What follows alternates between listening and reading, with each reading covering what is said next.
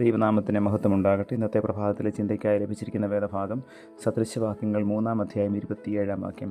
നന്മ ചെയ്യുവാൻ നിനക്ക് പ്രാപ്തിയുള്ളപ്പോൾ അതിന് യോഗ്യമായിരിക്കുന്നവർക്ക് ചെയ്യാതിരിക്കരുത്.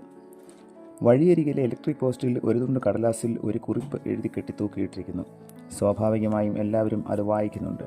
ചിലർ അത് വായിച്ച് എതിർദിശയിലെ ഊടുവഴിയിലൂടെ നടക്കുന്നു. എന്തായിരിക്കും അതിൽ എഴുതിയിരിക്കുന്നത്? നോക്കിയിട്ട് തന്നെ കാര്യം. അടുത്ത് ചെന്ന് നോക്കിയപ്പോൾ അറിയാത്ത ഭാഷ. പ്രത്യേകിച്ച് തിരക്കൊന്നുമില്ലാത്തതിനാൽ അവിടെ തന്നെ നിൽക്കാമെന്ന് തീരുമാനിച്ചു. അതാ ഒരു പെൺകുട്ടി സൈക്കിളിൽ ചവിട്ടി വരുന്നു. അടുത്തെത്തിയപ്പോൾ കുട്ടിയോട് ചോദിച്ചു, ബേട്ടി യഹ് കാഗസ് പർ ക്യാ ലിഖാ ഹേ? അങ്കിൾ, ഇവിടെ അടുത്തൊരു കാഴ്ച കുറവുള്ള വൃദ്ധയായ ഒരു അമ്മൂമ്മയുടെ 50 രൂപ നഷ്ടപ്പെട്ടിട്ടുണ്ട്.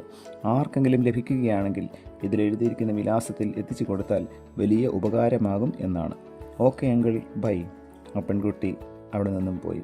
അതിലെഴുതിയ വിലാസം തേടി ആ ഊടുവഴിയിലൂടെ കുറച്ച് ദൂരെ നടന്ന് 1-2 പേരോട് ചോദിച്ചപ്പോൾ തന്നെ അങ്ങനെ ഒരു വൃദ്ധ അവിടെ താമസിക്കുന്നുണ്ടെന്ന് മനസ്സിലായി.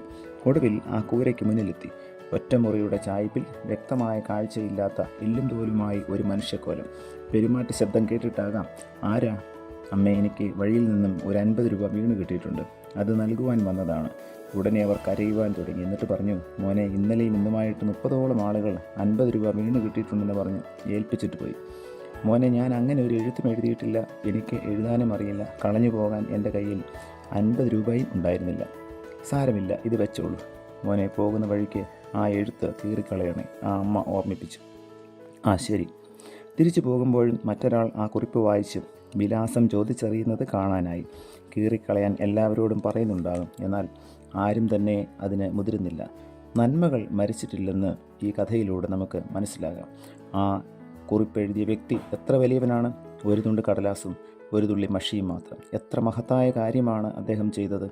നന്മ ചെയ്യുവാൻ ആഗ്രഹമുണ്ടെങ്കിൽ നമുക്ക് ചുറ്റും സാധ്യതകൾ ഏറെയുണ്ട്. പ്രാർത്ഥിക്കാം. പ്രിയ കർത്താവേ, നന്മ ചെയ്യുവാൻ ഞങ്ങൾക്ക് പ്രാപ്തിയുള്ളപ്പോൾ അതിന് അർഹിക്കുന്നവർക്ക് ചെയ്യുവാൻ തക്കവണ്ണം ഞങ്ങളുടെ മനസ്സിനെ പാകപ്പെടുത്തണമേ. പുത്രൻ്റെ നാമത്തിൽ പ്രാർത്ഥന കേൾക്കണം പിതാവേ. ആമേൻ.